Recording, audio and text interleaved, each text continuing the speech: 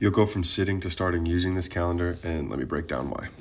I know this because this is the exact schedule that I used when I was in high school, dude. Again, go from sitting to starting. So my name is Brandon Yates. I'm the head trainer of Nets on Fire. I'm also the director for Club Ignited here at Nets on Fire. So I made this calendar for a few reasons. First and foremost being is that a lot of kids think that they're putting in enough work and they feel discouraged that they're not getting the results that they want.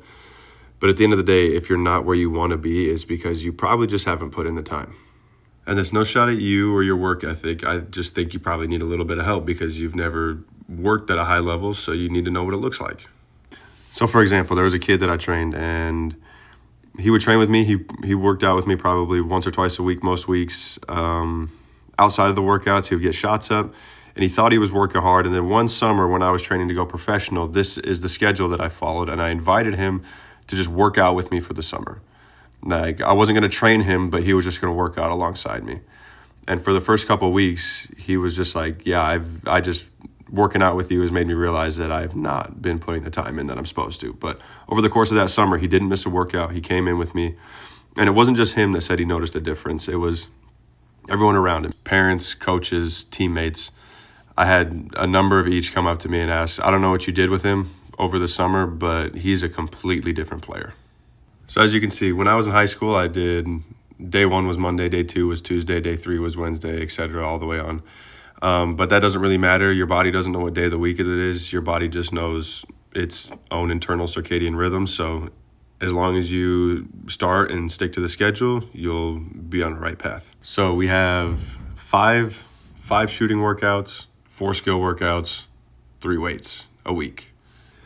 Now, you're more than welcome to create your own workouts, but some of the stipulations that I will use and I would highly, highly encourage that you do is that for your shooting workout, you begin with 100 free throws and you end with 100 free throws, no exceptions. For your skill workouts, as best you can, try to find someone at the very end, that you can scrimmage with, you can play with for about 20 to 30 minutes after the skill workout. And as well with your skill workouts, end with either 50 free throws or 5 swishes in a row, whichever one comes first. Your weights should last probably 30 to 45 minutes. I won't give you too much on this because that's outside of my specialty zone. I know how to lift for myself, but if you need help, seek help from better professionals in that regard. But I can tell you for basketball that it will help you most, at least for your upper body, if you focus on shoulders, chest, and back. Day 6 is a scrimmage day, so again, you play 1-on-1, 2-on-2, 3-on-3, whatever you can scrounge up, play against the best possible competition that you can find in your area.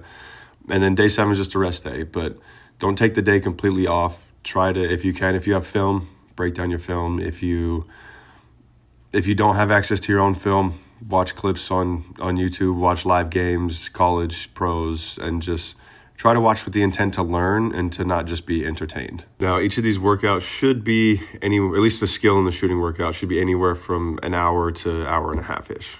So shooting workouts are going to be a little more self-explanatory, right? Getting tons of shots up, different varieties, different locations, different types of shots. For your skill workouts, you're going to want to focus mostly on your ball handling, footwork, and finishing are going to be the main contents of those workouts. Most days, at least personally when I was doing this, the days looked like I would do my skill workouts first thing in the morning, get my body moving, and then immediately after the skills workout, I would do weights.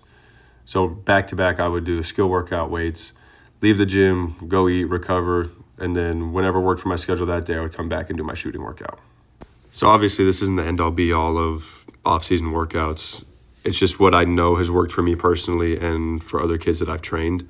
I would say this is an excellent place to start, though, as a minimum if you really actually are serious about improving and getting better and playing at the next levels. If you need help planning or writing your workouts, you're more than welcome to come train with us. That's a perk of doing a personal training with me is I'll write up these workouts for you. But if you can't do that, can't afford it, or don't want to, you can still write your own workouts for all of these.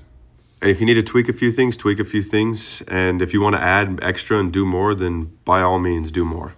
My goal is just to do my best for you athletes and you kids that want to play at the next levels. I don't want ignorance to be a factor. I don't want you to be ignorant to how much work it really actually takes to be successful at basketball at the next levels. And if you'd like to, go to netsonfire.org. You can download this calendar for free and get started.